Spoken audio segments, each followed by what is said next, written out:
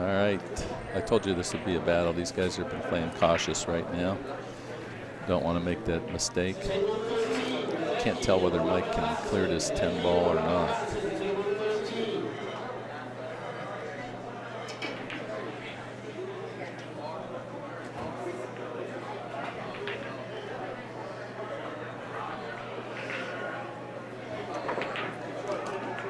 Went for the bank, made the 4. There he goes. And he's got a shot on the 3. He didn't make the shot he went for, obviously, but he did make the 4, and he's got a shot on the 3. Oh, he's just a lucky guy. He wouldn't be nearly as good if he wasn't lucky. It's that, see that rabbit's foot in his back pocket? Yes. Those work. They do work. Yeah, they work. I just got a text from my better half, Robin, sitting at home watching the stream. Oh, yeah? Yeah, she, the patience of an angel to put up with me when you come around here and hang out with you guys. Anybody that puts up with a pool player. Yes, she's a sweetheart. That's good. Yes. So, hi, Robin. Got your text. Did she get to see you live with Tommy Kennedy? Yeah. Oh, good. She said that the camera only put on 50 pounds this time. Normally it's 100. Well, but it does put weight on, but it also makes you look younger. God, I really need help. All right, here we go with Mike. Mike Davis. Last time we watched, he missed that. No. Oh my God, it looked like he hit that wide. No. Perfect. Must be the view, the angle. It did. I have to admit, it looked like it was a little bit wide. Did it look like he had a wide? But it caught the track. Oh, yes. The track. You've heard the track. You know, you're familiar with tracks. Yeah. Train tracks. I see tracks way too much in my life. All right, Tommy looking. Mike looking like he's going to get the first game here. Last time we watched these two, we were in Jacksonville. Yes, that's right. That's right. Back. Yeah. And good match between those two. These two are some of the nicest guys you'll ever meet, except for when you're playing. Yeah, exactly. They cut you no slack.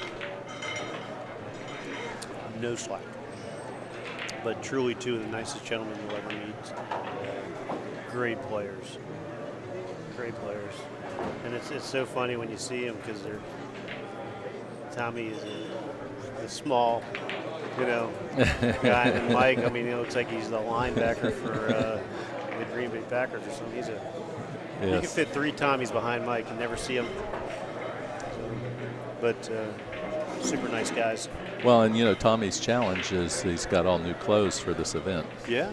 His lucky shirt. I can't believe he he needs something fresh. He had to start. Yeah. So we'll see how he does. It's a good look for him, though. But he's still got the polyester. He's still good. Yeah, he'll be all right. Yeah, he's fine. All right, Mike up 1-0 and racking for game number 2. Yes, he is. Dave Grossman just knocked down 10 ball for another game. What's the score there?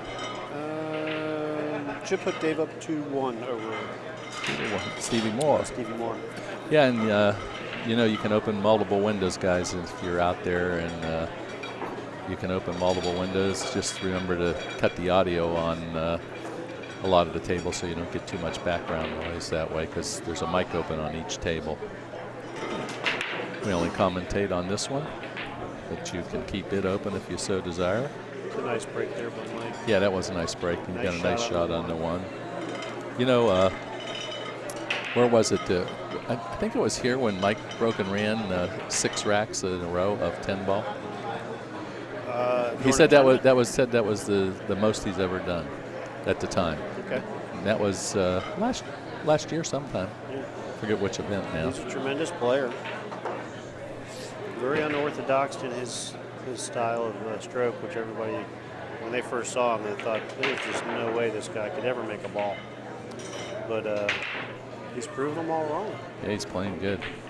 Plays real good. Yeah, no, he plays very good. If I could play as good as he does on his worst days, I'd be happy. Isn't that the truth? got some good matches going on. Table 5 is going to be a real good one. Sean King and James Adams. Sean King from Oklahoma. He is a traveling fool, this guy. He travels around. He's got his own little gig going with... Did he come in with Gabe? No. By himself? Yeah, Gabe's in Kansas now. Yeah, Gabe's out of Wichita. I don't even know if he has a home anymore, Sean. I think he's on the road almost. He like Stony Stone with a motorhome.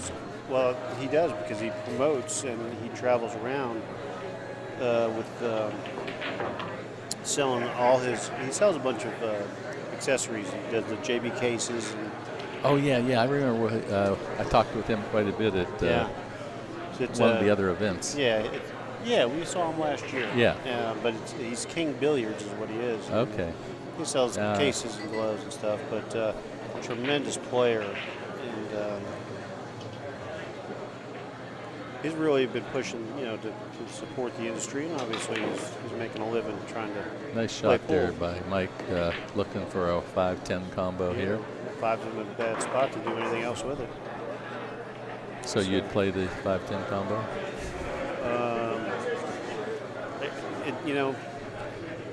I play combo so bad that I would probably avoid playing the combo from here, as bad as I play. Just like it was a gimme. Yeah. Moves them up 2-0 over TK in a race to 7. So, Tommy's got his hands full. Yes. He got a slow start out of that other match. Yeah, he did. But, how many times we see him, he just grinds and comes back. Yeah.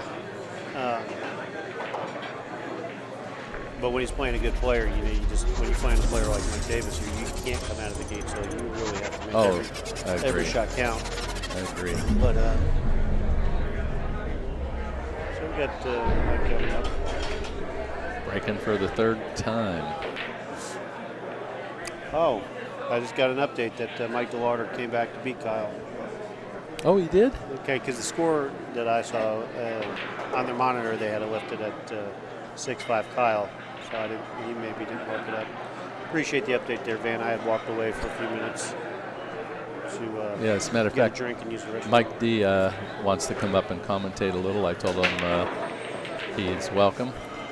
I kind of see him heading, but sometimes he forgets where he's going. Yeah, he has got so much energy. He's just wound up. A ball of fire. He is. His energy shows in his game because when he's dialed in, he is tough to beat. Yes, he is. But he has a lot of confidence and believes in what he's doing. Well, see, he was going to come. Now he's got a game. I can tell. Well, he wants to go. He's going to hit some banks. Unreliable, I'm going to tell him. Unreliable Mike, I'm going to call him. Isn't that like a pool player? Yeah. Go figure, right? Yeah. Can't trust him. So, thanks, man, for the update there. I missed that one. That's what happens when I assume. I'm waiting for him to hit our camera, even though it's above the light. Yeah, he's a pretty He ducks tall for guy. the light, but then when he comes out, but he'll find out once he hits it. Yeah. He's a pretty tall fella. So. Yes, he is. But anyway, TK at the table with the shot. Got to try to get back into this. Doesn't want Mike getting up 3-0 on him for sure. Yeah.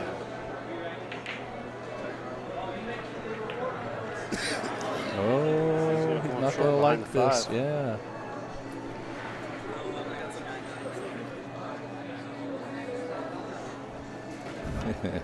Mike DeLauder was going to come up. He said, I got action. I'm sorry. I got Can't talk now. I got priorities. I got pool to play. Well, TK just missing that Nick kick. is in the building. Nick Varner. Oh, yeah, I haven't seen Nick in a long time. Yeah, maybe you can sneak him over here. I'll go get him right now if I can. Varner in the building, folks. This is the place to be. Come on down. It's a who's who of pool champions.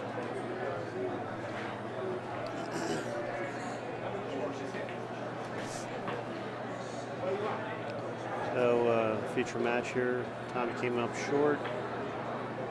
Kicks at the ball, misses, and gives Mike Davis ball in hand. 6-8's tied up there in the corner. He's going to probably come around for the 5 and try to break out the 6 and 8. Rail out. So he wants to nip the 6 here and try to get him a shot. Oh, we're Going to blessed. bring Nick Varner in here to commentate a little for you. All right. Oh, Mike Davis. He went for the breakout and was unfortunately missed. And I think he left Tommy hooked. All right, folks. We're blessed to have multiple-time world champion Nick Varner here with us. How you doing today, Nick? Good. How you getting along? Oh, hey, we get to hang out and watch and play pool all day. It don't get no better. This is as good as Well, it you gets. sure got a good match right here. Yeah. I mean, you got two former champions. You got Tommy Kennedy and Mike Davis. So there we go. Those good-looking guys right there. And that's you. That's Nick Varner and Gary Patrick there. I'm not, not me, but you two. So, Nick, what's up in the world with you? How you been? You staying under the radar a little bit? Been staying pretty busy with my business, Yeah? my Q business and my distributing business.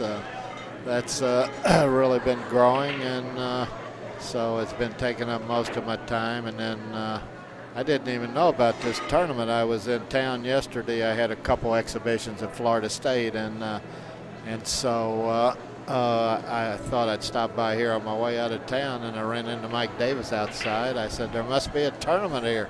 He said, yeah. So I said, well, I better come in and take a look, and I see you got a lot of good players here. Yeah. Well, I can assure you they're all happy you're not playing. They don't want to see any part of Nick Varner unless it's for autographs or lessons. So, well, you're being kind. Thank you. I'm just calling it the way I see it. So the business is good. I see you're still sponsoring with the Great Southern Billiard Tour with Shannon. I see your name on there, and he's got a good tour. He's got a great following. I've donated to that a few times when I get up to that neck of the woods. I don't compete with those guys, but I surely don't mind donating to the cause, and I believe in any tournament is a good pool tournament. So. Is this match started yet? It is. Mike Davis is up 2-0. They just took a little break. I think Tommy was getting a drink or something. So you're doing an exhibition in town, huh? Well, I did a couple yesterday over at Florida State. Nice. I've been coming there over 30 years. You're a collegiate champion from there, aren't you? No. Where did you? No, I went to Purdue University up in Indiana. Okay. I know you're a collegiate champion. I just didn't remember where. Are you doing? Do you do other exhibitions, other places, and what about lessons? Yeah, I do a lot of exhibitions during the year and a lot of clinics. Okay. The last 15 years or so, kind of. Nice.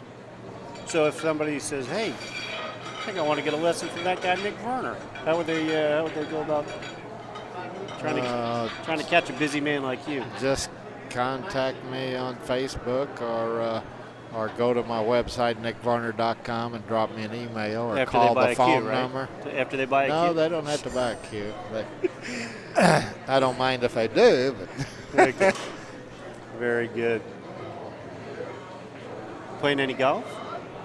Golf, I've had to slow down on. I had a little problem with my shoulder 2 or 3 years ago, and so the doctor told me if I wanted to keep playing a little bit of pool, I better slow down on the golf. So. Okay. Yeah, we got some people in the chat room. Amy from Amy's Billiards in Stewart. I frequent her place, and there's a picture of you and her on the wall when she won the Florida State Ladies 8-ball tournament. So we got some other people out there. Any questions for Nick real quick while we got to hold this guy while we can, because he's a busy man. And we were blessed. Thank you, Amy. We're blessed to be able to have him here with us today. So where's home for Nick Varner today? Owensboro, Kentucky. Still back at home then, huh? Okay. How's the weather? Well, the weather's going to be a little nicer in Florida. You don't want to rush home yet, do you? Is it cold up there yet, or is it still? It was cold when I left. It's kind of been a nice change down here. It's in the 70s today. So Yeah. I don't mind that too bad. It's not too shabby out here right now. We don't mind Florida this time of year. Because I'll be going back home in a few days. And then Derby City's coming up. I'm going to go up to that Hall of Fame. I guess that's on the 28th. And so that's great. I usually try to make that Hall of Fame every year. Sure. Well, you should. I mean, you're like the spokesperson for the Hall of Fame, I mean, in my opinion. I don't know anybody that's won more world champions in every aspect of the game other than yourself. So you're certainly the elite when it comes to all the factors. That was a nice shot there by Tommy. Pretty nice touch. Yeah. That was a great save there. That was, he really controlled the speed, was just excellent. And not so easy to catch that 10 ball on that shot. Yes, good point there. He hit the speed on that one very nice.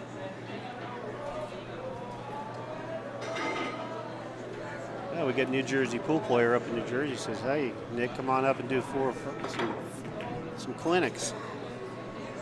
So, yeah, know? I do a lot of those clinics with 4 people, 6 people. Yeah, just put something together and give me a holler. I'll be happy to come up there. I was just in New Jersey right before Christmas. I was at a business. I have a customer in New York called Black Billiards, and then I was at Pool Tables Plus there in Greenbrook, and they've got a couple stores in that New Jersey, not too far from Manhattan, and I was up there right before Christmas. Well, good. We have a question here. Says you have several Facebooks. What's the best one to contact you at? Probably either on Facebook Messenger or either my you can leave the business page, you can leave a message, or my personal page, either way. This one is this is for Nick Appleby. Nick Appleby just won his match on table 1. Somebody was asking earlier about that. But, some people were asking about your Facebook, so I guess you have several. And Amy from Amy's Billiards is trying to figure out how to contact you. Nick Varner Cues and Cases. That's one page, and then you have an 800 number? Yeah, I have an 800 number. Let's do the 800 number for people. That way they can call you business. Yeah, it's 800-626-8408, and then my website might be the best of all to contact me with an email, or my phone numbers are on that, nickvarner.com. NickVarner. That might be the best of all. Okay, that'll work. So all you folks out there in Streamland, nickvarner.com. And if you have a pool room, or you have some people, your leagues, your towns, if you want to get a group of people, 6 or 8 people together, and work out an agreement, maybe he can come down and show you how to be a world champion too. You know the old secret. He's going to show you everything you know, but not everything he knows. He's going to keep a couple secrets to himself, I'm sure. Nick being a great ambassador of the game, but he's not going to show you all his secrets. So here's a question while we got you, Nick. You've played every game out there. If somebody comes up to you and says, Nick, what's your game of choice? What would you like to play? Well, I won world titles in 5 different games, so I kind of like all the games pretty well, but I'd say One Pocket's probably my favorite. Yeah, we like to ask those questions. What's funny is I've asked several of them, and some of them say 8-ball, and I thought, champion players, and some of them still like 8-ball, because 8-ball is a good game, though. It's got a lot of strategy and offense, defense, and but One Pocket is certainly the thinking man's game. Yeah, I see some about Castle on there. Yeah, I stopped at Castle Billiards there in New Jersey. And stopped at Sandcastle Billiards there in New Jersey. And they've really been doing some nice tournaments there. Eddie at Sandcastle they've been hosting a lot of good. So we really, for us folks down south, we can't just jump in the car and ride up to Jersey, but we love watching all the champions that he's putting on some tremendous tournaments up there. So we appreciate that. Any place that has a good tournament with all the world champions, we love watching and hearing about them. So promote your tournaments, folks. Support your pool rooms. Yeah, I won that 14-1 in New York City. It was 1980. You were close. Hey, yeah, New Jersey pool player. He's calling you out. 1980. There you go. Never forget that one. That was my first one. The first one is the one you never forget, right? Well, I won't forget any of them, but that one, you never know if you're going to win one, so that was certainly special, especially to go into the heart of straight pool country, New York City. Yeah. They really like straight pool in New York City. Yes, they do. Yeah, the Northeast, that's what they're known for sure, is their straight pool. So where did you get your start, or how did you really find your passion for the game? I mean, you've been doing it a long time. Like you said, you've won more championships than anybody. So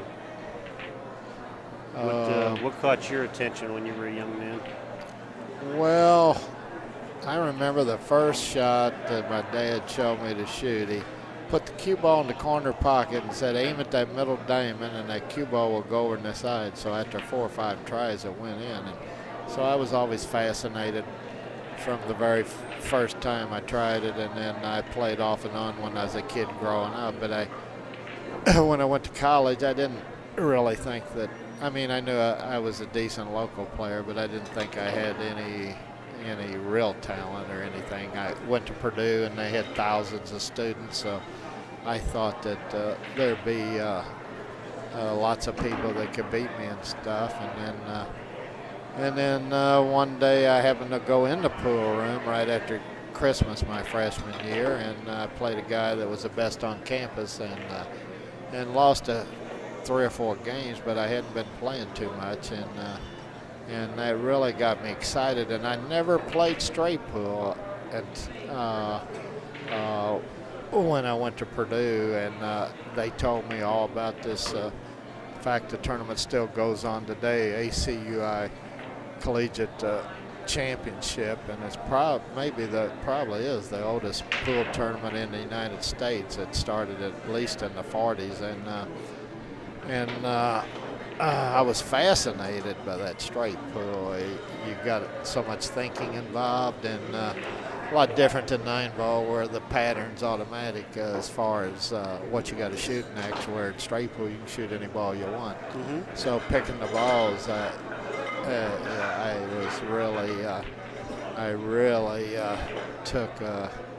kind of got addicted to it, and so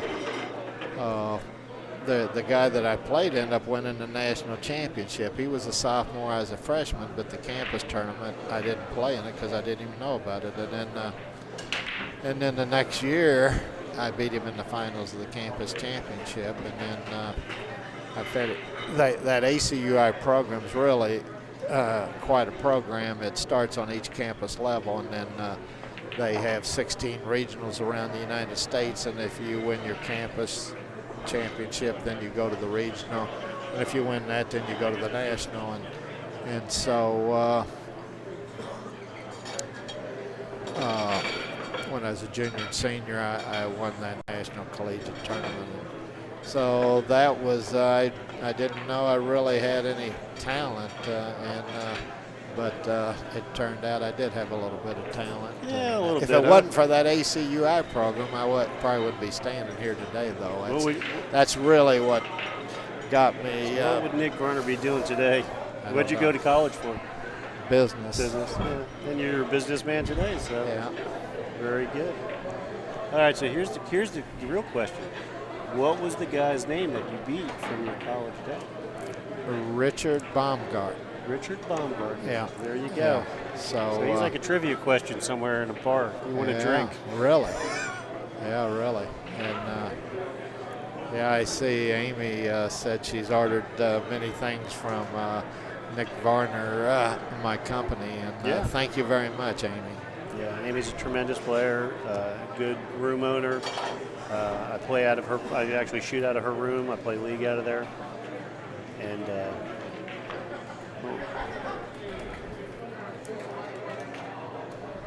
okay. Just want to make sure Tommy's. They're using the live stream here. They have up-to-date scorekeeping. They just walk over and touch the little tablet up there, and it updates the screen, the scores for us. Oh wow, that's nice. Yeah, I see you got several tables. They stream 5. They can stream up to 10. Wow. Yeah. It's HD. It's the best stream out there. So when you're ready to do your exhibitions, this is where you want to come. Oh yeah. If you're in Cocoa Beach, Florida, come down. They got a beautiful 5x10s. Oh really? 1946 Brunswick Centennials refurbished by Mark Gregory out of Atlanta. Wow. They are beautiful. You know, a couple years, or let's see, well, I've done 2 now on a 5. I never had really played much on a 5x10 table, and I did a exhibition for Pro Billiard Service, Sales and Service, and up right north of Ann Arbor, Michigan, for Justin Markle, and he wanted me to play on this 5x10. He set it up, and boy, I was a little bit nervous about that. I never played on a 5x10, and I was doing an exhibition, and I didn't want to embarrass myself. And anyway, gosh, that might have been the best pool I ever played in my life. I guess I was focusing so hard because I didn't want to make a fool out of myself that I actually played pretty good. But it just makes common sense that when you go from a 7-foot to a 9-foot, the game requires a lot more skill, and so going from a 9-foot to a 10-foot, it just makes sense. That'd be a better test of skill, and so it certainly changes the game. People don't. They say it's only a little bit bigger, but it certainly changes the dynamics of the game for sure. So what's your take on? Here's a little back and forth people have been talking about is the tight pockets versus the bigger pockets. These 4-inch pockets and all these crazy. Back in when the tables were a little bit looser, you have guys running these 5s and 6-packs all day long on some of the tables. You feel that the conditions have changed a lot versus the cloth and the tightening of the pockets, and I mean you've certainly have witnessed everything that can be done in the game. Well, especially for the rotation games, I really like really tight pockets, but you don't usually get a chance to play on too many because I really think I think the Simonis cloth has changed the game a lot because it's real player friendly. The balls spread better on the break. You make more balls on the break, right. And it kind of improves everybody's game a little bit. You don't have to have quite the stroke that nowadays that you used to when you were playing on the nappy cloth.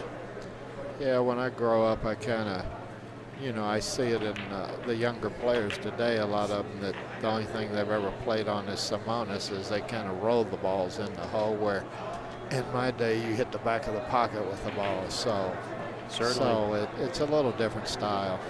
Yeah.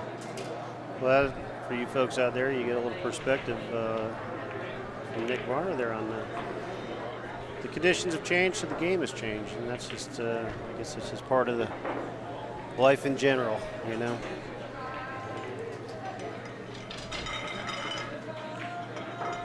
So what, you're a busy man working, but what do you do for free time? You still get out and hit balls once in a while? Do you? Yeah, I like to play every chance I get, in my hometown, there's a lot of guys that like to come around and play me different games, one pocket.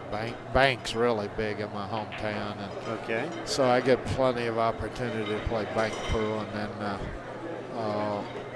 then and then play. One of the guys there, Ray Schultz, he played on the Pro Tour for over 10 years, so we're good friends, and he comes around. We play a lot of, well, we play different games, one pocket, banks, but probably more 10 ball. We play mostly 10 ball, more 10 ball, I should say. So you got enough people at home keeping your skills sharpened up to good sparring partners. That's good. Yeah, when I'm in town, I usually get to play a couple or 3 times a week usually try to play 3 hours. So that keeps you where you're not totally helpless.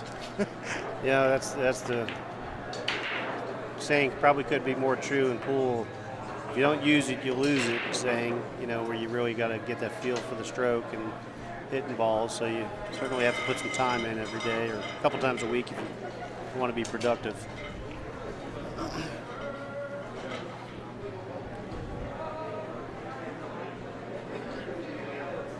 Somebody's asking if you're going to come out of retirement. New Jersey pool player says Pat Fleming's coming out of retirement when he turns 70. Any chance for Mr. Varner will follow suit?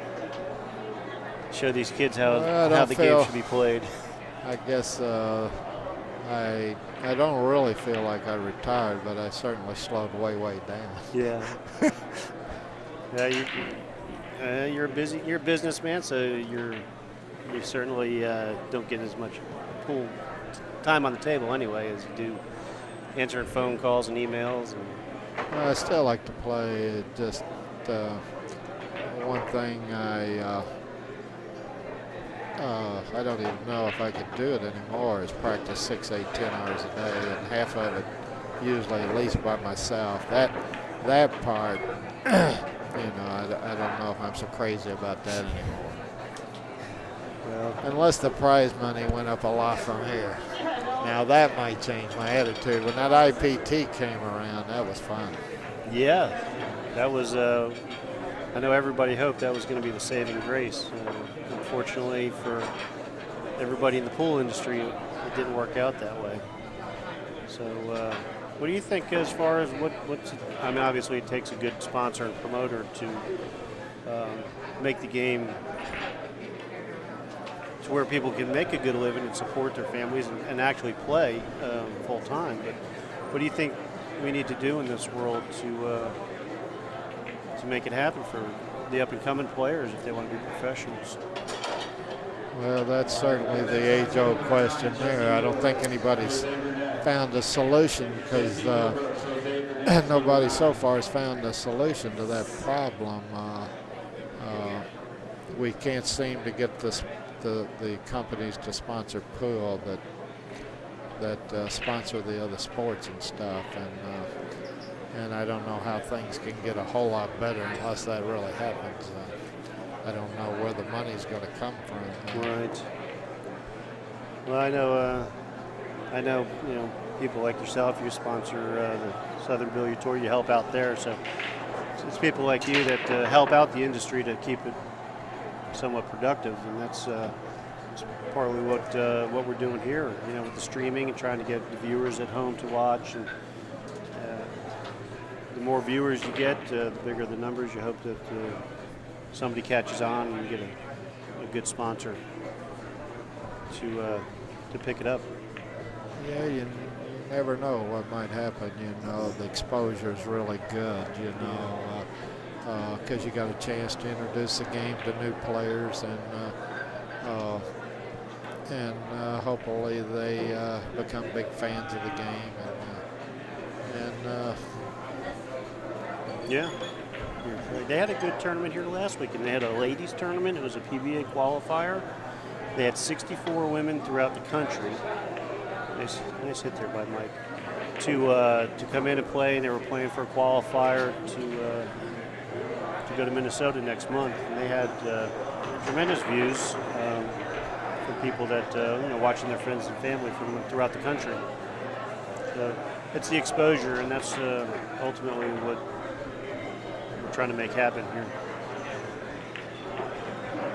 It certainly helps having great people like you just pop in just to say hey and check it out and get you behind the microphone. So Well, when I watch this match, it seems like, you know. Like you want to come out and start playing. Yeah. Absolutely. Watching Tommy and Mike play. And Tommy's played another pretty good safety there. Yes. Hey, it's TK. He's over there laughing. This particular table is the toughest table in the house. The pockets are a little bit tighter than the rest.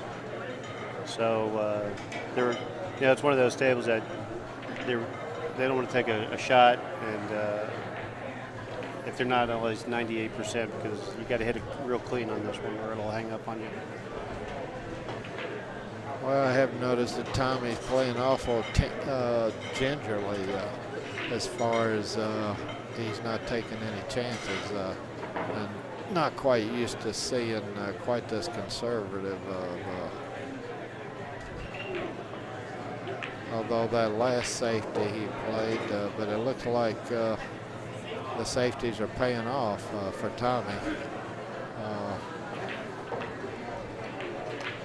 Yeah, well, that's the key, is to be able to capitalize when you get the opportunity. So let's see, what do you think?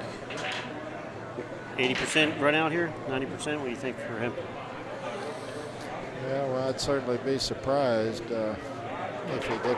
if he didn't get out here, but you know, it takes some time. 6 inches too short or 6 inches too far, and you take an easy run out and turn it into, you know, a possibility where you might miss a ball.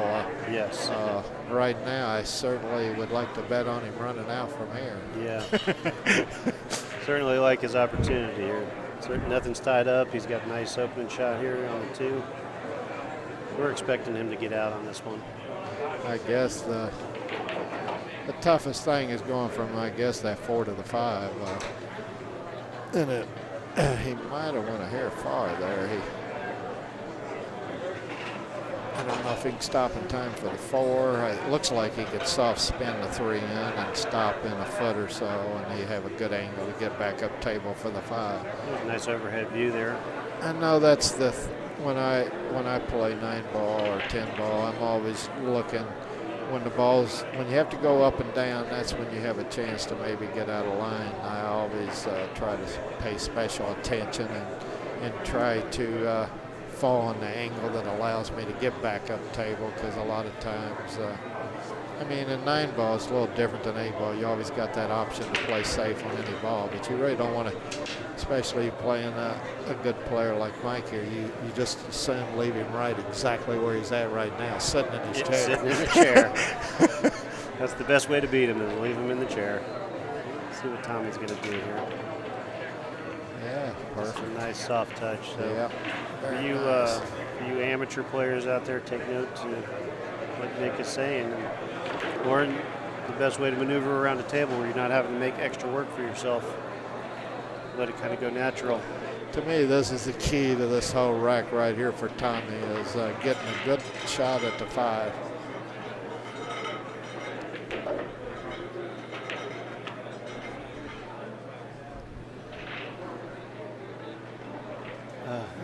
He's actually falling a little funny here.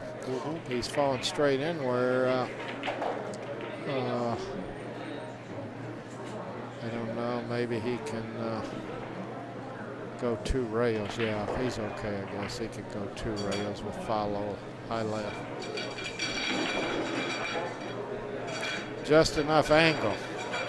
Just enough. He almost made a little bit of an angle there for him. It was a nice shot. Yeah, he hit that nice. Hit that real nice. Yeah, they're playing like they're not real comfortable with this table yet. They look like they're being a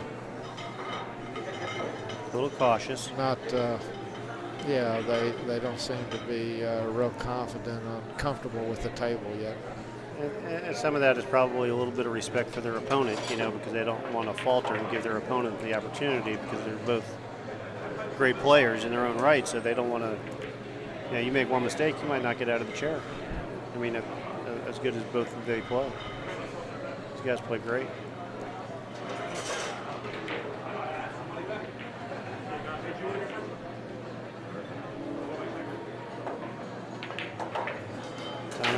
He's in dead jump now. He might be in trouble. Somebody said, what was my most memorable tournament win? I'd have to say, boy, that'd be hard to pick, but I guess any of the world titles.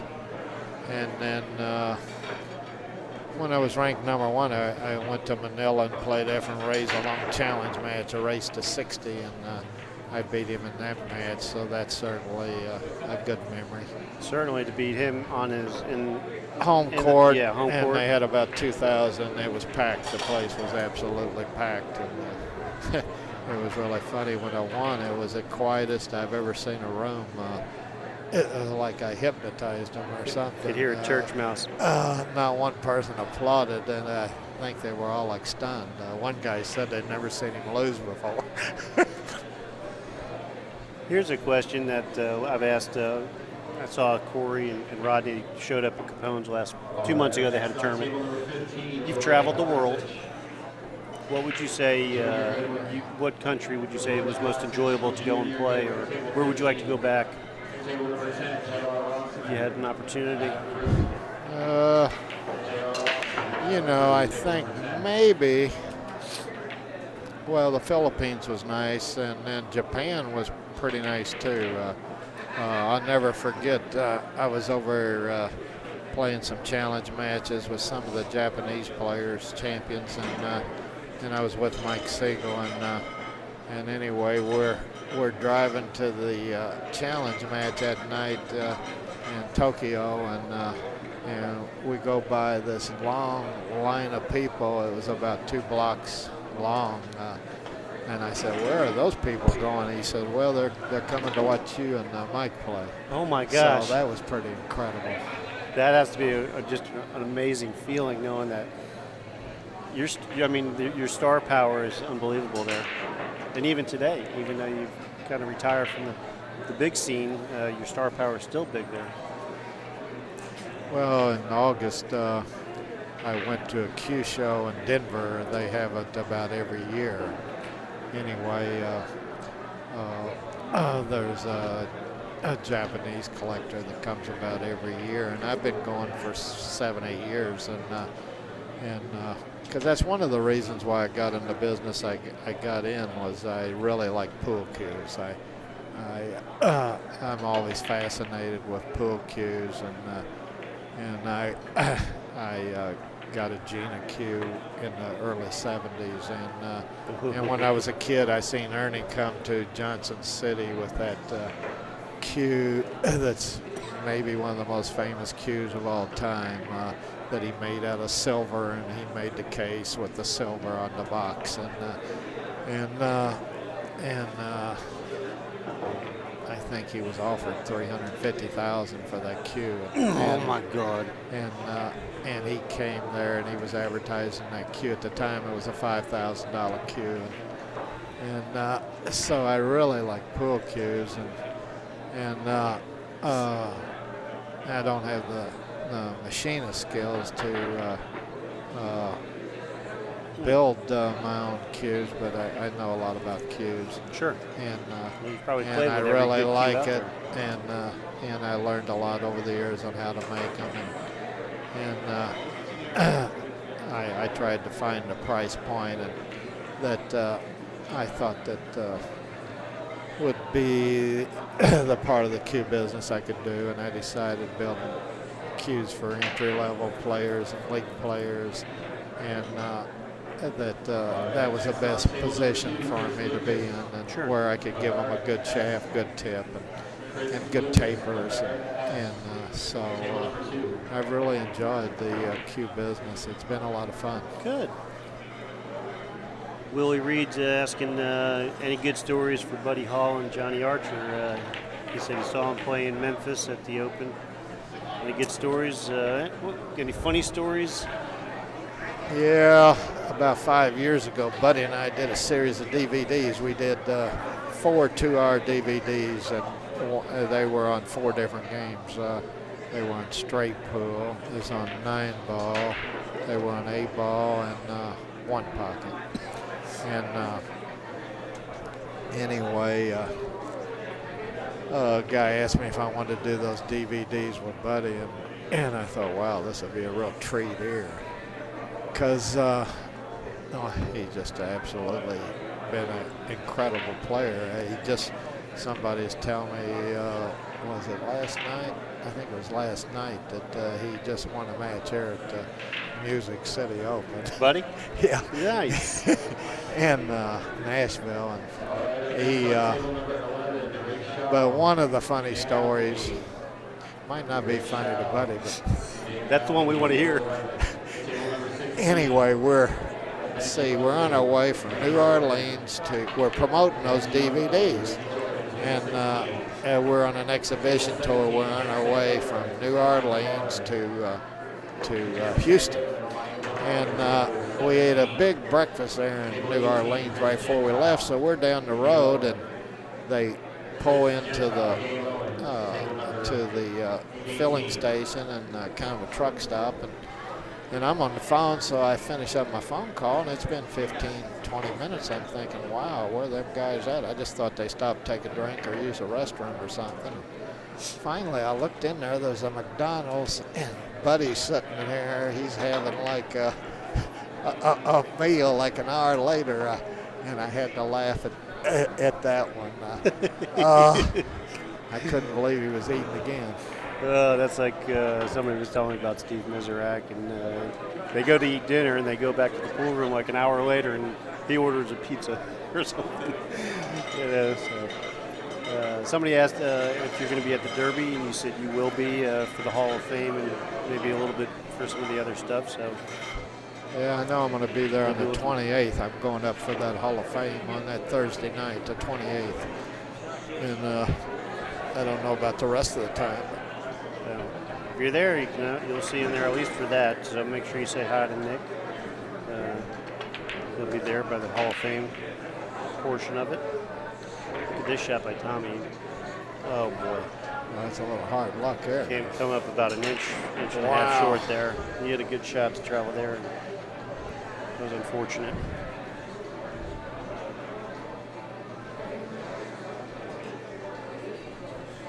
Here's a question for you. He said, Willie T's asking, who do you think, besides yourself, of course, who's the best player you've ever seen play? I think that was the best player you ever saw play. Well, that's you kind of have to pick which game and which time frame.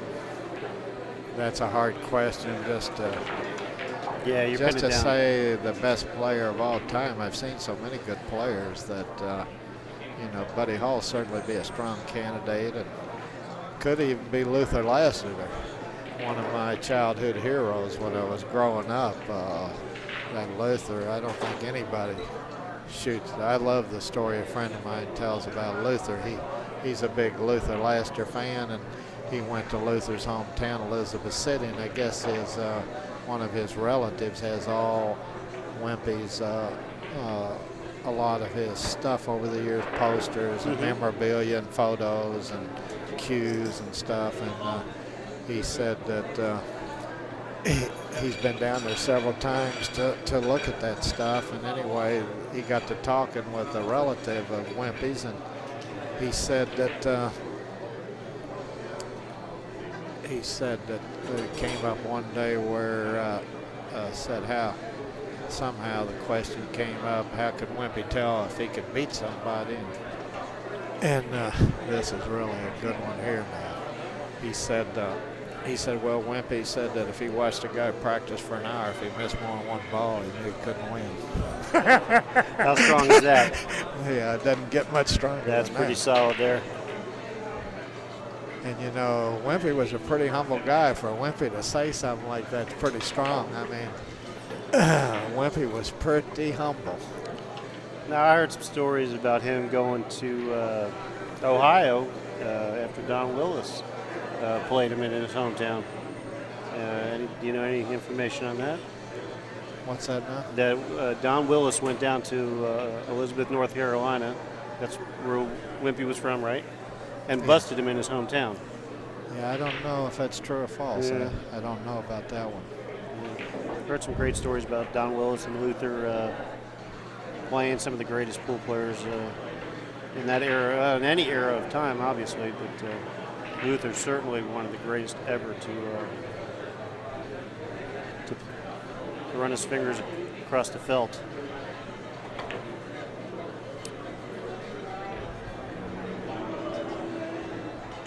Somebody says, asking about your Q line, custom or production, and is it made in the States?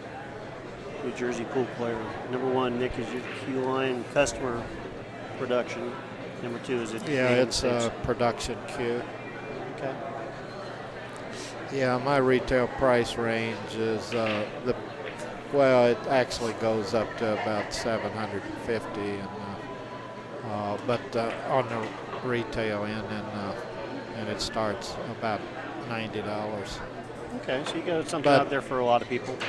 But probably 75% of my line is retail price from about 90 to about 160. So that's where my bread and butter is in my Q line. And, okay. But I'm pretty proud of my Q line because I put a really good layer tip on it. I use that Tiger Everest tip, and that's even on the low end. As far as I know, nobody on the low end entry-level Q is using that Tiger Everest. Now, some in the 200, 300, 400 are using that Tiger Everest, but not in under $100. Right. I don't think anybody's using that. And then I've got a real good ferrule, real good custom ferrule, and I think I've got the best taper and the best colors and the best finish of anybody in that price point too. Well, it's taken me, I'm on my 17th year. It seems like they just improve a little every year. Well, that's the longevity of it, and coming from you, I don't think anybody would expect anything other than that. You certainly know the industry as well as anybody, so you're going to make sure you put out a good product because it's got your name on it, and you want to make sure that people like what they get. So I know you've been doing it a long time, so that's a wonderful statement to say that you can be in the Q business for that long. There's something to be said about that.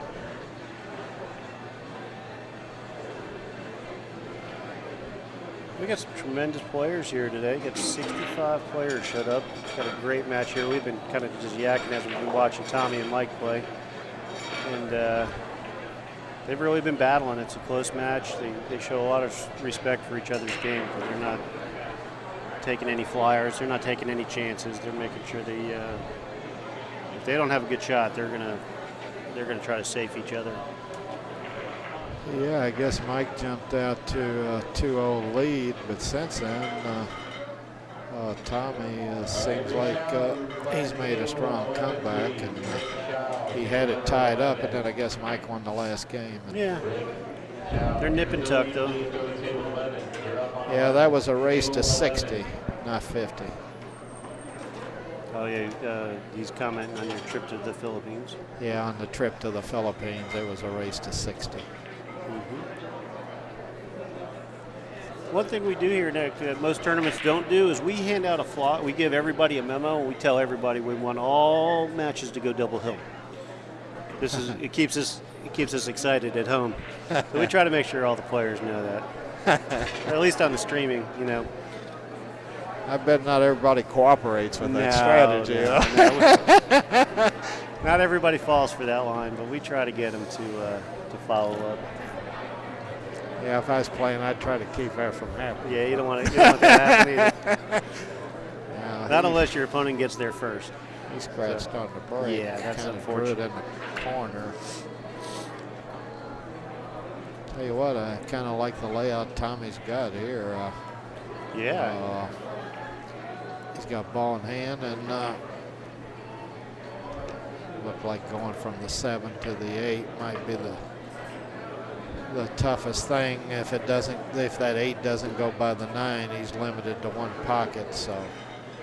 So that looks like the toughest test of it all. And like you said, this table's a little tighter than the rest, didn't you? Yes. Yeah. This table's a little tough.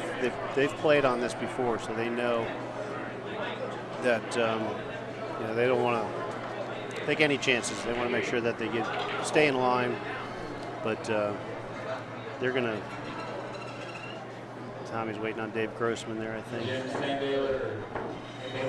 But I don't see any real trouble for these guys. He should certainly get out this table.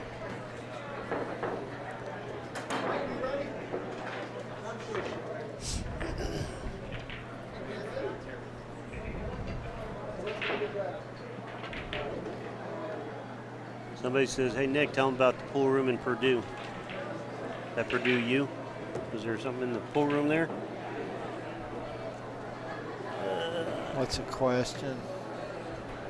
Room at Purdue University probably had one of the nicest pool rooms, definitely maybe of any pool room I've ever been in, or close to it. They had 24 Brunswick anniversary or centennial tables in there. It was huge, and wow, it was kind of neat the way they had it set, because it's set between the Union Building and the library, and there was an underground tunnel that connected them, and then there was this big, gigantic glass wall looking down about 15 feet where all the pool tables were, and everybody that walked across there used to stop and watch people play pool. And it was funny when I was learning how to play straight pool, if I'd get on a big run, people would stop and somebody would say, "Hey, look at this," and I'd end up with a huge crowd. And what was so aggravating is,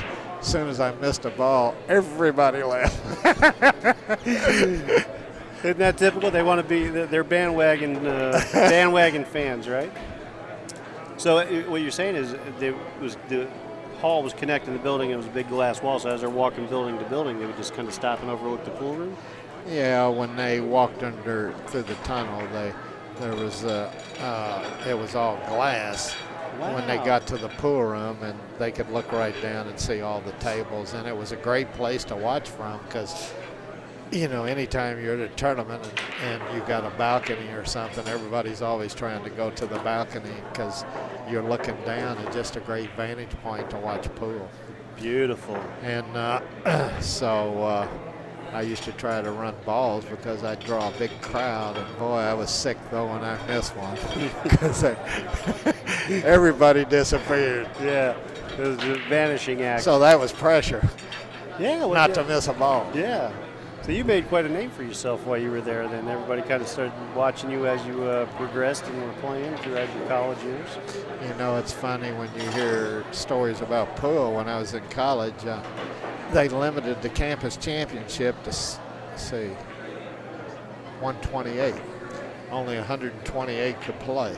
And we're playing straight pool now. That's a lot of pool. That's a lot of straight pool. How'd you like to have to draw 128 players in a straight pool tournament any place on the planet? You couldn't do that today. And but pool, it was really a popular game. A straight pool.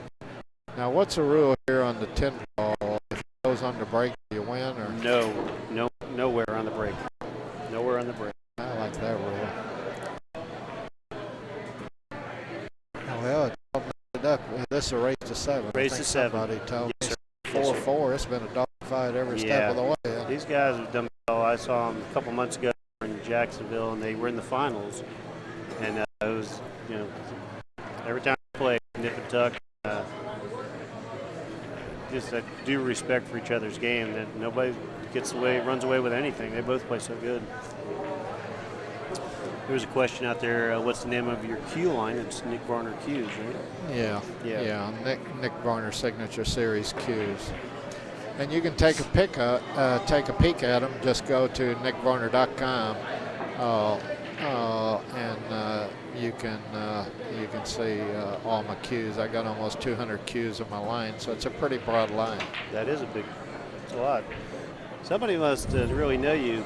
He's saying, is that when Ronnie was behind the desk at Purdue? Yeah. So somebody knows you. Somebody knows you and knows you're running where you were running at. Sounds like somebody's from Purdue there. It sounds like it. That's too funny. We love to hear it. We love to have you guys checking in with us and asking questions. All right, up next on table number 14, whole Purdue crew checking you out.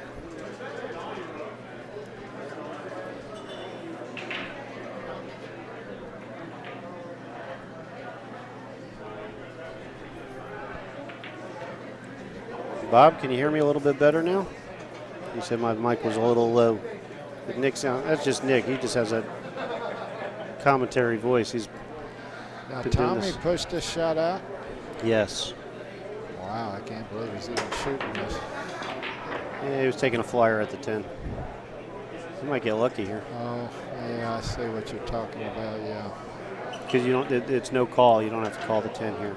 Oh, you don't? No call. So he might have been taking a flyer there.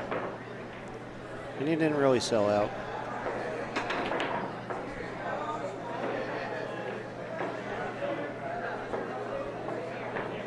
Tommy took he just barely had to jump over to 6 there. He didn't even need a jump cue there, but Well, he's got a pretty easy shot to make that 9. The position's a little tricky, though. yeah, what do you do? Unless here? he makes them both, and then he's going to be straight in on the 2. You got to commit to one or the other. Which one do you commit? To Well, the I'd one? have to commit to the, well, maybe the, see, that's what I was worried about, if you commit to that 9. That's why See, he kind of missed that on the wrong side. You want to overcut that because it might have kissed in off a 10 there. He hit that a little, but he probably had to hit it that way maybe to make the 9. If he cuts it thinner, he might have not been able to get the 9 in. But Yeah. I got a diamond system for this kick. It works really good. Tell you what, I think he might know it. Has he been to one of your seminars? I think he has. The Nick Varner seminar of kicking. Well, he hit it good because Tommy's in a bad spot. Even if he makes the 1, he's in a bad spot here unless he hits it with some pace to get out from behind the 3. Oh, come on. Wow, How good did he hit it? boy, I had to get out of there. That 10 must be a little further. Wow, I'm surprised he didn't hit the 10, but looks like there might be a big reward for that kick if he can get this 2 ball to go down. Of course, I don't know if does that 4 go on this side here by us? Oh, boy, it's close. Sometimes it's a little tricky to tell. I just can't believe he hit that one as good as you could possibly hit it because he came out for, got out from behind the 3. That was a nice hit there on that 2. That was beautiful. Shooting down toward that pretty small pocket. Because when you make a nice kick like that and then you're really supposed to run out from there, but the 2 ball wasn't exactly what I call a hanger. It's very easy to miss that 2. He made a great shot on that 2. He made a great shot.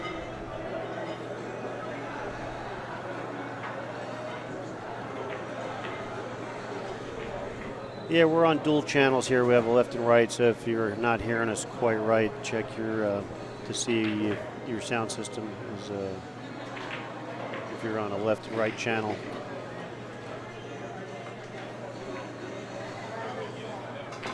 And if you're at home watching it on the big screen, just turn up the surround sound.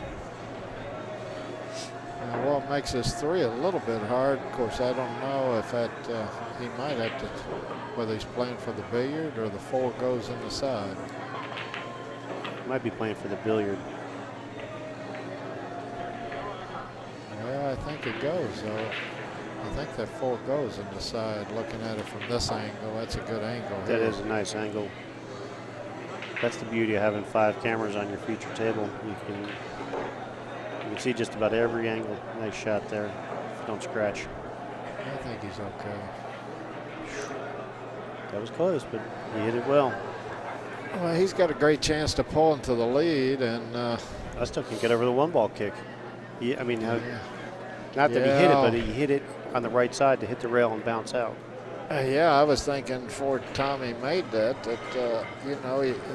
Mike's probably going to win this game, and meanwhile, he's not even going to get back to the table, let alone win this game. He might not even get out of the chair.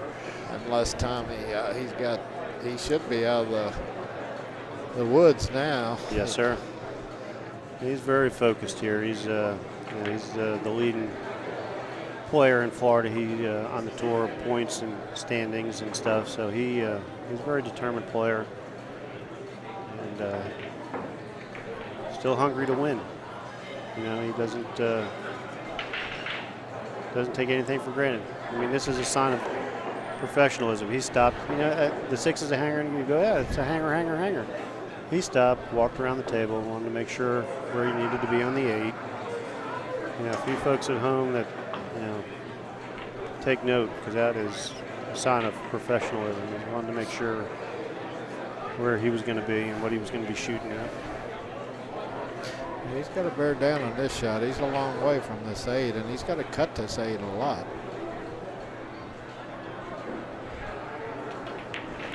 He hit it nice. He hit that very nice. One thing I like what he did there was he didn't need to do anything except come over and hit this rail, but he went ahead and went to the end rail.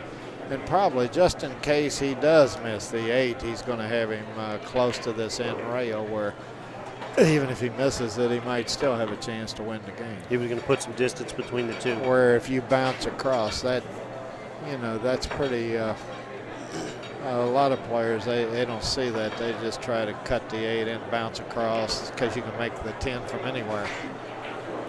Yeah, he certainly hit it with some authority to make sure that he was going to get down table and do what he needed to do.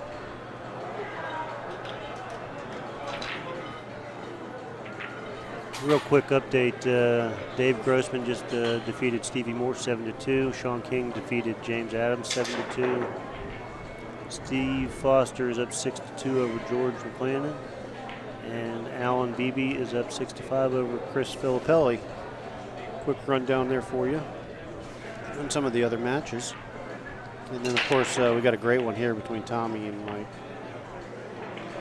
And these two have certainly battled before, and that's a nice break. Yeah, that was a nice break. He controlled that cue ball real well. He breaks really well. I mean, for a small fella, you know, people say, oh, you got to hit him hard, and he does hit him hard, but it's the timing, and he's really focused and worked hard on his break because he has one of the better breaks. He crushes it. That's a little bit of a misconception about the break, I've done a lot of clinics and exhibitions with Johnny Archer, and he teaches the break the same way I do. The most important thing is where you hit that ball at the top of the rack there in the 10 ball. If you don't hit that good, you don't have much of a chance to come up with a good break if you mishit that front ball. And then the next thing is hit the cue ball good. You're trying to hit that cue ball maybe just a little above center with that 10 ball break so that when the weight of the balls pushes it back, just like happened there with Tommy, that little bit of that top spin, a little bit of that top spin kind of makes it stop where it was at. And then in the third thing, you know, he's not killing them or nothing, and usually most people, I think, try to hit them too hard, and then they don't hit the cue ball usually don't hit the cue ball or the object ball very consistent. And right. I'd rather hit them 70% of the speed I can hit them and hit both those two balls good. And so, you know, consistency is hitting the cue ball square and making sure you hit that head ball square is what you're saying. Yeah, and then try to find the speed. See where the balls you want to make in this 10 ball usually are of course, he's breaking from further out, so maybe those balls aren't coming back. I'll have to watch, but I like to make one of those balls behind the one because usually you get a nice spread when that happens. And in the side, those balls come. One thing about 10 ball, the rack really is predictable except for kisses on where every ball in the rack almost goes in the 10 ball. So there you go, folks. A little inside from Nick Varner on the keys to a good break. Michelle Monk just updated me. Thank you, Michelle. Alan Beebe advanced in his match. That was a nice speed touch there. Yes. He's starting to get dialed in on this table. Well, that break, it shows you how important the break is. He pulled into the lead 5-4. And Mike's last shot at the table, he scratched on the break, and now he's going to find himself probably down 6-4. Mm-hmm. So Tommy's going to get on the hill. So right there it shows you the value of the break. Tommy ran out and then broke, and looks like he's on his way to running out. What do we do with the 8-10? That's a little tricky. I don't know. He's looking to see if it clears. I guess it must be awful tight. If he's still looking at it at this stage of the game, I would have been looking at that a little quicker, but I guess he probably did. But sometime when you get to the ball, it looks a little tighter than it did before. Yeah. 4 balls ago, you could have drove a semi through there. As every ball gets closer and closer, the gap gets a little smaller and smaller. So let's find out. Let's see what he's going to do here. I mean, he's got a good opportunity to. He might come into him here. He might cut it in the corner and come into these 2 balls and not take no chance. Good call by Nick Varner.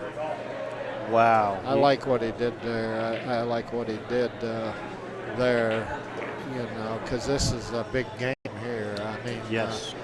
You know, I really like to be on that hill 6-4 against anybody rather than down 6-4. That's right. That's big. Oh, well, that was you. Oh no. Man. You know the difference between Tommy shooting that and Mike shooting that? About a foot. Mike's 6'4" and Tommy's 5'4". Stretching a little. You know, Tommy was stretching on that, but you played that. You called it perfect. You know, he played the 7-up table when he had it hanging in the side, but he got the breakout. He had the opportunity.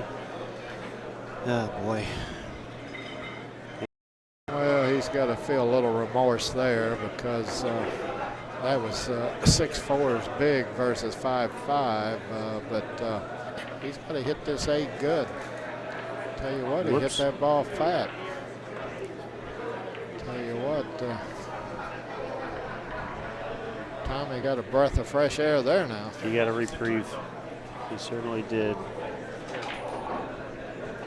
Close up on that. Ooh. That could have got away from somebody and got behind the 10, but he, I think he hit it all right.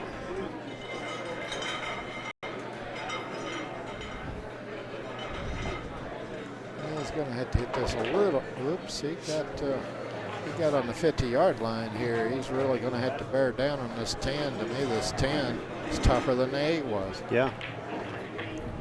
Good as your money ball. First thing, you got to pick which pocket you're going to play it in, side or corner. That's the first choice you got to decide on.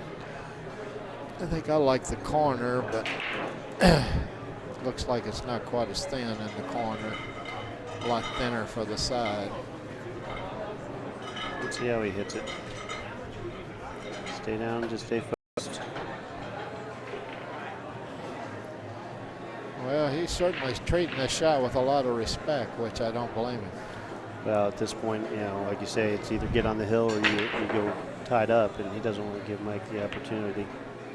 Yeah, because that's one of them games here where if he had not won that game after the match, hard to get that out of your mind, giving up that game. If Mike would have cut that 8 in and won the game. Yeah.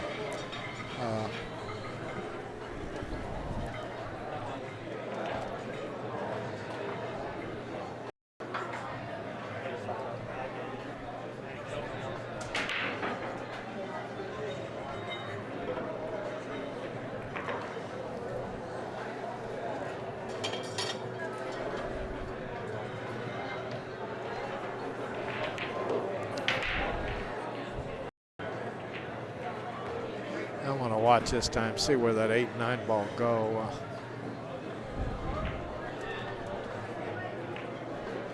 Tell you what, I've enjoyed watching this match. I'm glad you invited me up here. It's been a while since I did any commentary. I've always enjoyed commentary. It's always a lot of fun. Well, we're certainly blessed, and thank you for sitting in and joining us. It's a blessing for all the viewers and all the people here to get to see you. And who knew? You didn't even know. That's the funny thing. You know, you figured you'd stop in and a little action somewhere, and here you are watching and commentating. And But now you picked a good match to sit in on for sure. Now Tommy come up dry, so Mike, he's kind of can't afford any more mistakes. And not that he's made very many mistakes, but I do know we'd all like to, if we were in Mike's shoes, like to have that 8-ball back. Yes. Yeah, we'll get that shot. Oh, that was Well, I unfortunate. tell you but, what, that's going to be a big penalty for that shot. One thing I hate when this happens to me, where I leave a guy a no-brainer game like this. well, that's the one that could cost you the match right there. Because this really makes the guy stronger mentally, and now it's at 6'5", so your edge is shrunk in half. Yes.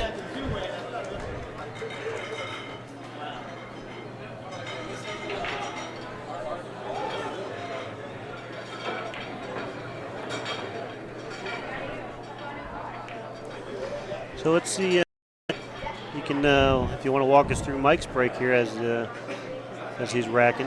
Yeah, it looks like to me the balls the 6 and 7 must be off that 10 a little bit, because I watched the 6 and 7. Well, they weren't the same balls. Mike's got a different pattern, but the 6 and 7 didn't move too much. The 7 didn't even move at all, and Mike scratched, if you remember right, on his last break. So I look for him to really bear down on this break here.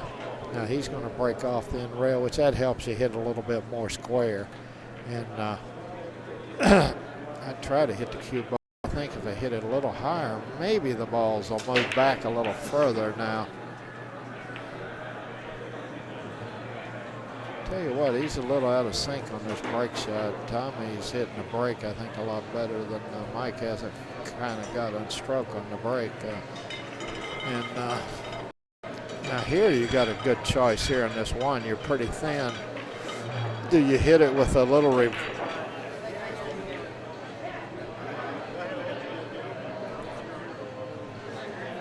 on this one ball? You got to make a choice here. Do you go into the 2 after you make the 1, or do you try to avoid the 2 and come straight up?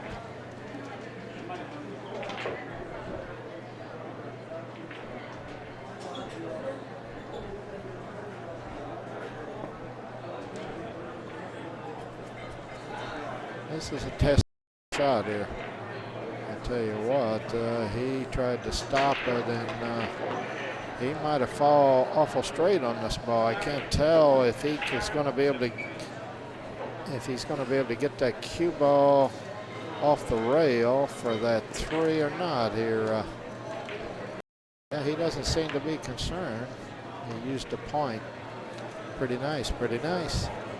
Pretty clever, Tommy, pretty clever. Now he's got a shot on the 3. Is he going to go 2 rails across or play for the 4-9? That 4-9, unless you fall really good on it, I don't care much for that. Now to go back and forth, you got to hit this with pretty strong speed, hit it pretty firm here. And anytime I hit it firm, I had to try to be sure I hit the ball fat enough. I have a tendency to overcut if I have to amp up the speed a lot.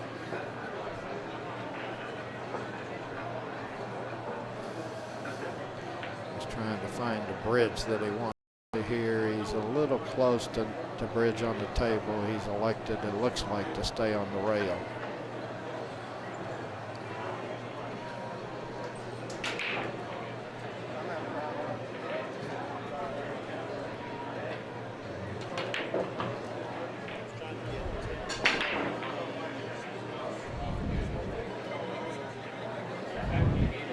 Well, he's kind of fallen in no man's land here on this this 4 ball. He's man, not only is making the 4 pretty hard, but getting on the 5 is going to be really difficult. He's He may even, yeah, it looks like it's, he might even have to think about safe, but the safe don't look easy here, but I can't tell what he's doing here. I can't quite tell close enough to what angle he's got on the 4 from where I'm sitting. Or standing, I should say.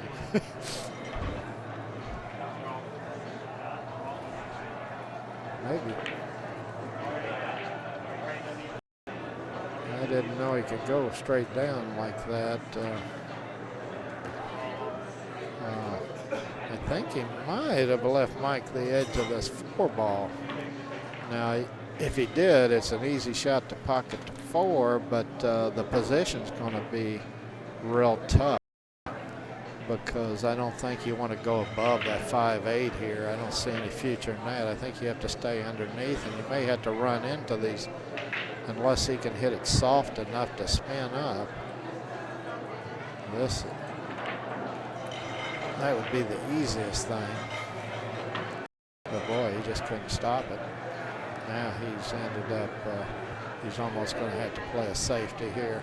I think he's going to come off the 5 and go toward the corner pocket and then leave him on top of, leave him behind the 6.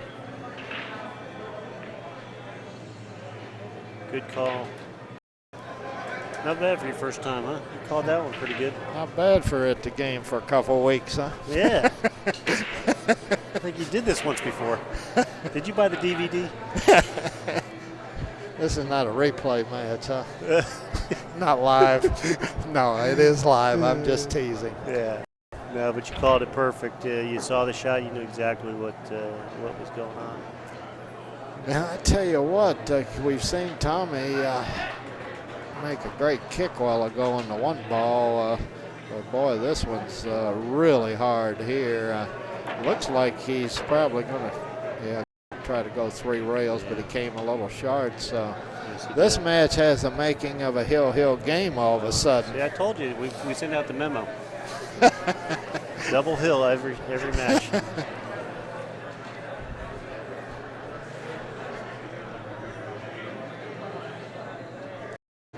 Looks like where he has to be careful here. I mean, when you look at these, he might even think about falling straight in on the 7 here for the same pocket as the 6, or he might just draw up and play it above and then stop there where the 7's at and play the 8-10, not even bother. Right. And if he gets straight in, I look for him to do well.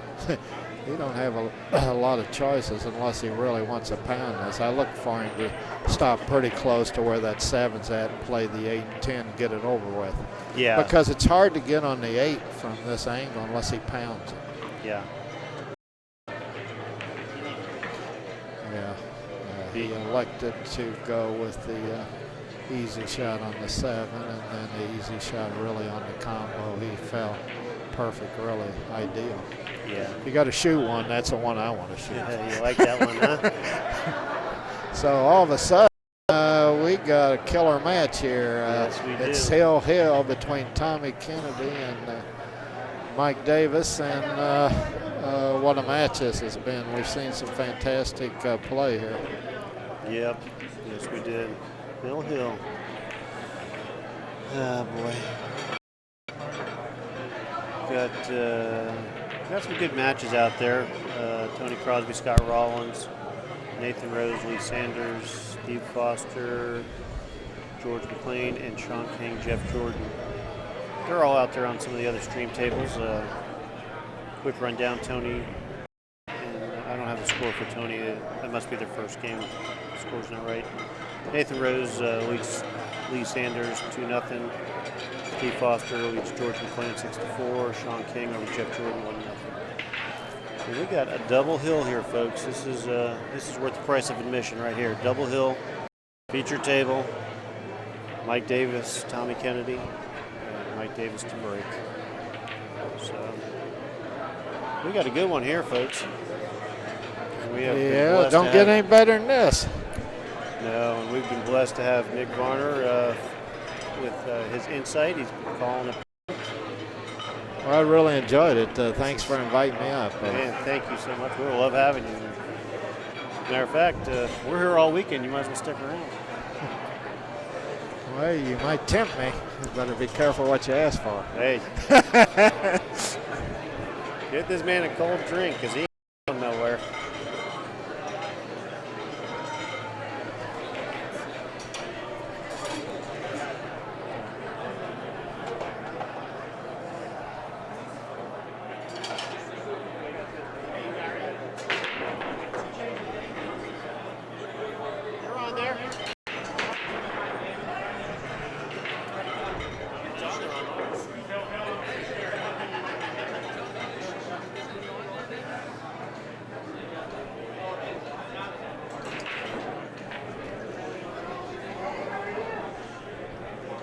Okay, here we go. Directors, I'll tell you. Mike Davis breaking on the hill. Let's see what happens. So he hasn't had much luck so far, but he hit that good. Yeah, but he didn't make anything. Wow, came up dry, but well, I thought he was going to get the last ball rolling, but one thing, he's left Tommy pretty tough. It looks like he's going to have to play it safe. I look for him to thin the right side of the the one ball and go 2 or 3 rails down by that green piece of chalk there by where Tommy's standing. Are they playing foul balls here? No. The only foul that they do is if you're shooting and you move the next ball in rotation during your shot, it's a foul. So if you're shooting the 1 and you move the 2, it's a foul. But other than that, no. He wants to hit the 8 there, but I think he let him see the 1, and if he can see the 1, he could probably make the 3. That's a nice thin carom there, and actually if he does that, the 1 lays nice for position. Yeah, he might be able to hold the 1 there close to the end rail where, like you say, he has position on the 1 and makes a billiard, so that could be a losing. You got to hit that 1 pretty thin, though, the way it looks like they're.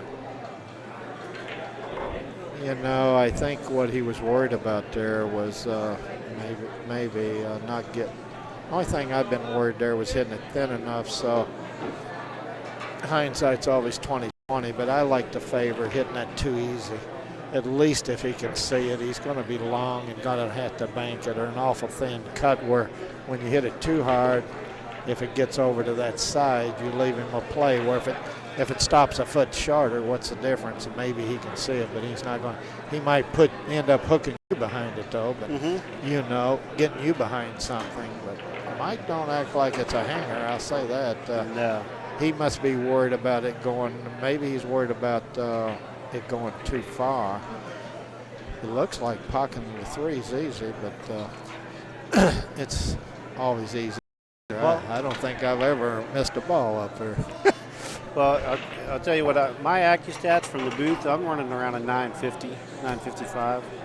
But when I'm out in the field, it's usually about a 200. I'm away. So, yeah, no, I don't miss much from up here. Every once in a while. It's what, this is a tough spot right here. What you do right here, wow, you might have to go for this shot. I can't see the angle of them other balls. Here's a nice little shot. You kind of stun the 1. You play the 1 off 7 and get the cue ball behind the 2. Well, I tell you what, you could cut that 1 in there right side and scratch falling. Even if you miss it, you might end up safe. I tell you, I think it's in a tough spot here to play a real effective save. He might have to cut it in that left pocket maybe and just go for it. I hate on the hill get down on a tough safety. I'd rather go down on a tough shot myself. But. Sure. You want to go out swinging. Give yourself a chance.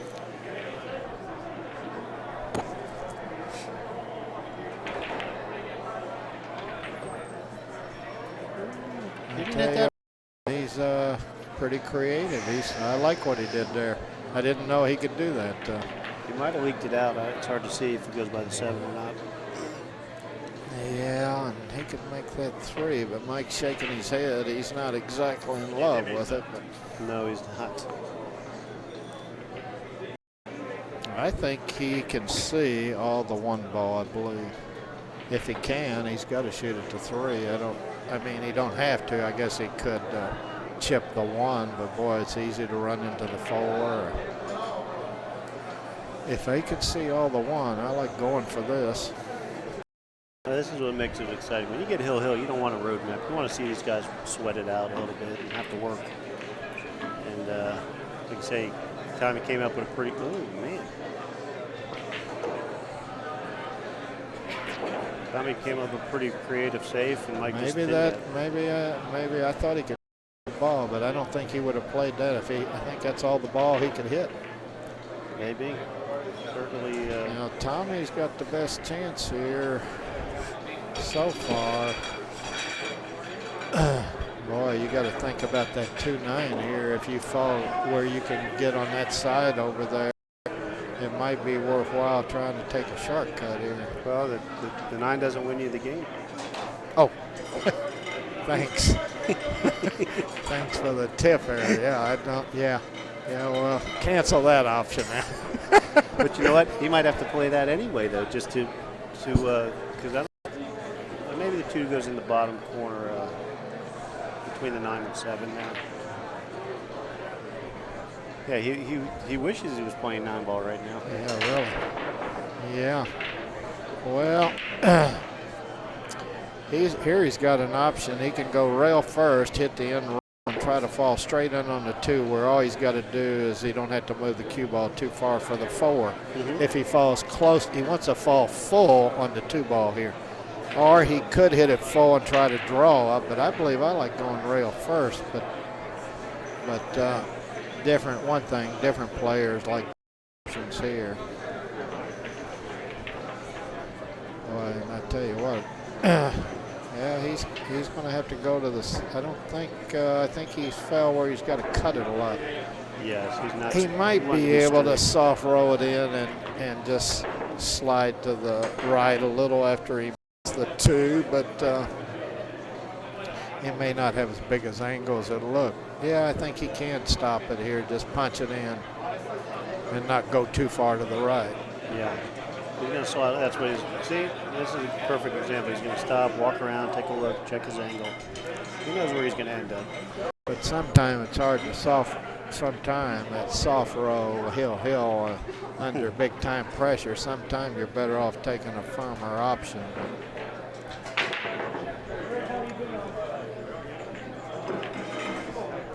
But nice. If you hit it like that, obviously that is the right choice.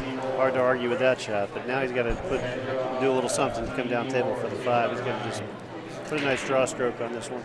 Well, he's going to have to try to draw this between the side and the corner, or draw it between the 7 and the 8. I don't know which one he likes. Probably it looks like he's going to clear the side, or he might even come across. He could come across.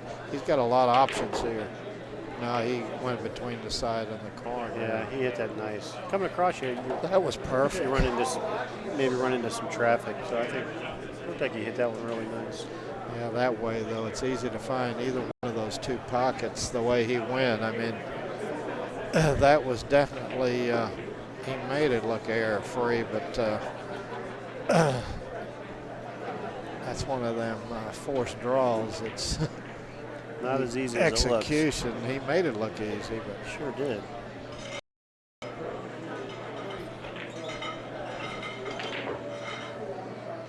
Well, you hit that one, nice speed there. Yeah, that's perfect speed. That's, he can basically go stop, and then he won't have to go too far off the 7, but he does need a good angle on that 8. That 10's right in the path that he'd like to go, but looks like he's maybe draw back just a few inches to alleviate. There he's looking at it. see, I almost like staying on that other side. because it's hard to get full on the 9. You're going to have to get extra rails. I think he might got to where he can either he can stay on that other side, or he can play the 9 in this corner, this lower corner too. Oh, he hit that one nice. Well, that's where I'd like to fall on it. That's ideal there. Not too shabby, huh? That was fantastic. I think he took your clinic. I think he's been to the Varner Pool School. Either that or he's putting on his own clinic here on how to run out. He certainly did a nice job on that one, that's for sure. Wow, what a match.